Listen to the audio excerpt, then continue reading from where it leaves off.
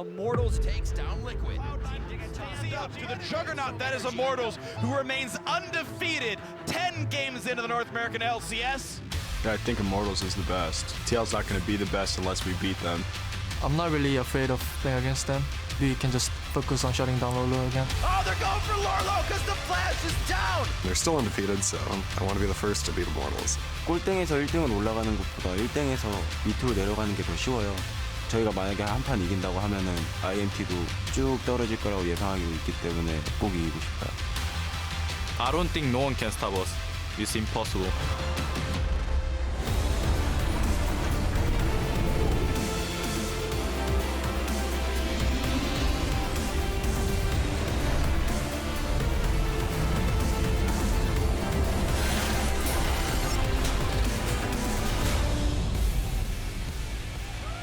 Welcome to day 2 of the North American LCS. We're revved and ready to deliver the best League of Legends action in North America, live from our home in Los Angeles, California. Now, yesterday was packed action, and the crowd is pumped for another day of exciting league matches. Earlier today, fans were gathered outside the Riot HQ and were hyped up to cheer on their favorite teams. Of course, inside, Coach Zix looks over S6 NA LCS practicing their bot lane synergy. They'll be going up against Renegades, who are at full attention for their pregame strategy talk. It's going to be a big one for both of those teams today. Joining us, thank you very much for joining us, this afternoon. I'm James Dash Patterson, and joining me on the analyst desk is Sam Kobe Hartman-Kensler, along with returning special guest Marcus Dyrus Hill.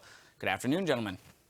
Good afternoon. Hello. There we go. That is the correct response, Kobe. You passed the first test of the analyst test today. All right, well, let's check in on the standings to see how the teams finished up day 1. Immortals is in first place, but C9, CLG, and TSM have found themselves in a three-way tie for second, 2 Sundays in a row. Energy Esports is in 5th, while Liquid sits just 1 win behind in 6th place. Echo Fox has tied up with Team Impulse in 7th, while Team Dignitas and Renegades fill out the bottom of the standings. We've got a packed day of games, though, today headed your way, starting with Renegades versus CLG. Then Dignitas goes up against TSM before Energy Esports faces off against Cloud9. Game 4, we'll see Team Impulse battle Echo Fox, and we'll finish the day with our match of the week, Liquid versus Immortals, where Dardoch will get another chance to prove himself against last week's MVP jungler. Now, we had a lot of great games yesterday, a few coming down to some impressive team fights. Echo Fox ended the day with a 60-minute slugfest to grab the 3rd straight win with their roster back in full form, which bumped them 1 rung higher up in the standings. They did, and they did it with 2 Zerat portals, having to fight 2 Zerat portals as well.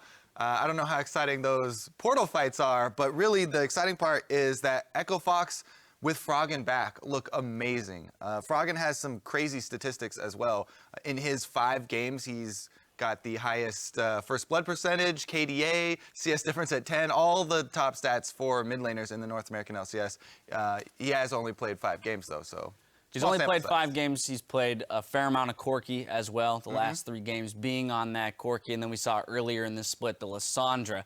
I guess my question to you, Dyrus, would be, is there a champion pool? Is there a way to target ban him out so that he's not on a champion that he can put forth these kinds of numbers and help carry this roster to the victories that they're seeing?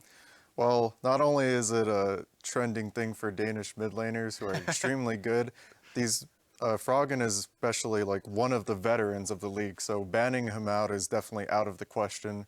I think he's been playing for far too long to be banned out, and even if he is, like, he just has something under his sleeve. Yeah, absolutely. I mean, he shows, even in a couple clips that we've seen, too, of those team fights, that he is always cool and calm under pressure and leading that team to victory as the veteran. Yeah, something that comes with playing the game since it was released is that you've played all the champions pretty much. So, I mean, you can sort of target ban him and play what he's played most recently, but he definitely has more things he can do. He's gone through all the metas, all the patches. And now we're here. Now at the top of the tables, Immortals has shown that they are league's #1 team, but the race for second is as close as it's ever been, with a 3-way tie between CLG, Cloud9, and TSM. So starting with these 3 powerhouse teams, I want to go with Cloud9 first. Thoughts on them? Yeah, Cloud9 have had some really exciting games as of late, but their game versus TSM was so close that TSM and CLG definitely still in this conversation for the #2 team. You know, everybody trying to get that spot behind Immortals because nobody can really crack that #1 spot. That game was honestly insane because even with the small mistakes being made, like that one or two small mistakes turn into a huge one, and it just costs them the game. Even though they're winning for the majority of the game, one Soraka silence, root, one person getting caught, like the death timer at level 17 to 18 is just far too long. And with comps with Soraka, Gangplank, and, you know, against Kog'Maw, it's amazing how that turned out. Yeah, the death timers point is definitely true because we're seeing already games across the world where teams will think that they can end the game and they go for a Nexus kill, get aced on their Nexus kill attempt, and get run all the way back, all the way to the other side of the map, even through extra outer turrets, and win the game off that. Like, it's just... And let's so not long, you can just end it. Let's not forget that this was C9 tying the head-to-head for TSM, meaning TSM got the better of them last time. So as it stands this split, those two teams even 1-1. Let's talk a little bit about TSM outside of just that game and how they've looked to improve, especially within the last 2 weeks compared to their first 4 weeks of play. Kobe? Oh, me. Help me out. I thought we would go to the TSM. We can go to TSM player, but I think next. that the main thing for TSM is that they've shown so much improvement bringing Weldon in. They showed it a lot on the TSM YouTube show, but getting the players to focus, you know, and there was a lot of pressure on the coaching staff to get all these stars to work together. And they finally have shown the ability to work together. The last couple of weeks, they've definitely had bigger improvements than they had for the rocky sort of start of the season. Plus, I feel like Bjergsen is getting back to his old dominant ways in the mid lane. He was a little bit rocky in the start, but definitely showing up very big for the team. Now, Dyrus, I don't know how much interaction you have with the current roster of players at TSM, but something that kind of jumped out at me yesterday was even in the defeat moment, watching those players immediately huddle up, they didn't look nearly as defeated as they had in the past. I don't know if you can speak to whether or not this is a product of Weldon working with the team, but they seemed, even in that defeat, in the loss, to be holding their heads much higher and be much more unified as a team than they had been in weeks prior. Still being a part of TSM, I'm still pretty much a spectator, so I know as much as, you know, the next Redditor. So when it comes to watching that, I can kind of see what's going through their minds when they're losing, you know, how they're doing team bonding when you watch TSM Legends. Like, it's something that they've been through so much, and it just shows that they have so much potential still going into it.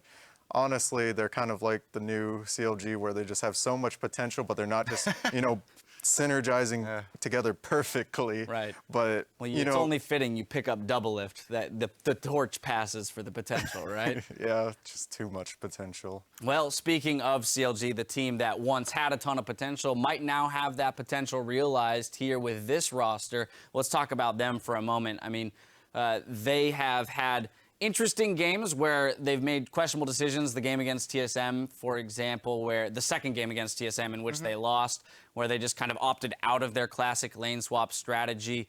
You know, what's our diagnosis of this team? Are they just a lane swap team? That's the only key to victory for them? So they did return to the strong early game and the strong lane swap and objective trading in the mid game. But one new thing that they did show was Smithy on an offensive jungler, on Nidalee. And he crushed it. He had the highest damage on the team. He had all these great numbers, you know, high CS. And he was able to play that invading style jungler and use Nidalee. Maybe we'll see him return to his days of Lee Sin and the glory days of Smithy, like Vulcan Smithy, right? Yeah.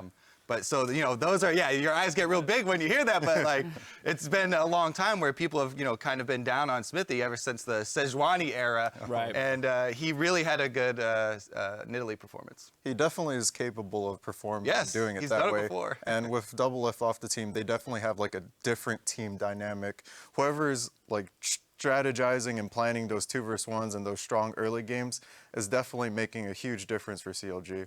Awesome. I'm going to put you on the spot now, Dyrus. I'm going to ask you, which of these three teams would you pick to be the second place team in the NA LCS by the end of the split?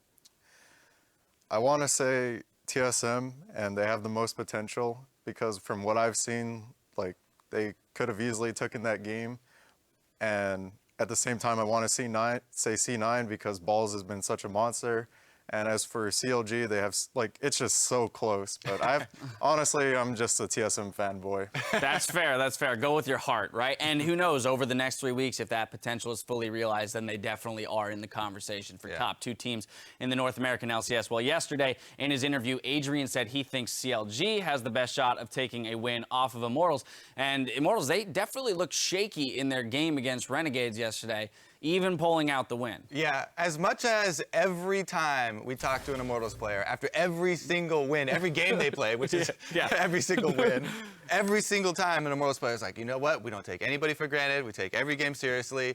That game, they pulled out the Jungle Rumble, which is a little bit different for them, and having Reignover not with a champion who had hard CC looked like it did affect them, and not quite as mobile. He went for an early invade, or a very deep invade, without the support of his laners, and that was kind of the first cracks that we've really seen in an Immortals early game. I mean, they have been behind in gold before, even to TSM early in the season, but they always seem to come back and take the victory, and I think that scare of playing that poorly against Renegades is going to spur them on to play very well. Will shock them into a reality. A question for you, Dyrus. Maybe you can speak to, was there ever a moment in your career where you looked at a weekend and you said, there's definitely one opponent that maybe requires more of my attention and preparation, and then in hindsight, looking back, had regretted the fact that you maybe didn't pay as much attention to the lesser opponent? Well, you see, when you ask a player that, it's not only just the players, the entire team, the coaching staff, the players, you know, coming together and be like, this person's a real threat. For example, last year when we played against Team Liquid, we'd be like, you know, Quas dominating special are the ones that really start up the plays and the ones that really, you know, threaten the other team. And that when they win the game, it's these players. When they lose the game, it's also these players not doing what they're supposed to be. So when you ask me that, I'm thinking, as a team, how are we going to shut this person down? Do we need to pick up a new champion? And that goes into a whole nother topic of when you pick up a new champion, such as Rumble Jungle, that's been played before, and you played for the first time on stage, like, how did it go? Are you going to play it again?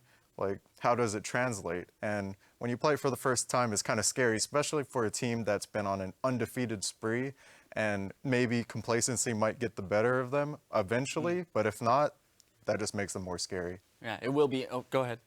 So I was just going to ask you, if you're looking at Immortals, which would be the players that stand out to you as the ones that you want to target? Because there's been a lot of talk of, you know, who's the real threat on that exactly, team? And they all seem like pretty viable threats. Well, Huni and Reignover went undefeated in Europe LCS, and the rest of the players are extremely solid at the same time. So we have a winning formula here to look at. I guess maybe you just attack the people who have like the ridiculous winning streak in regular season, right? You know, at this point now 29-0 or something, 18 and then 11, absolutely nuts.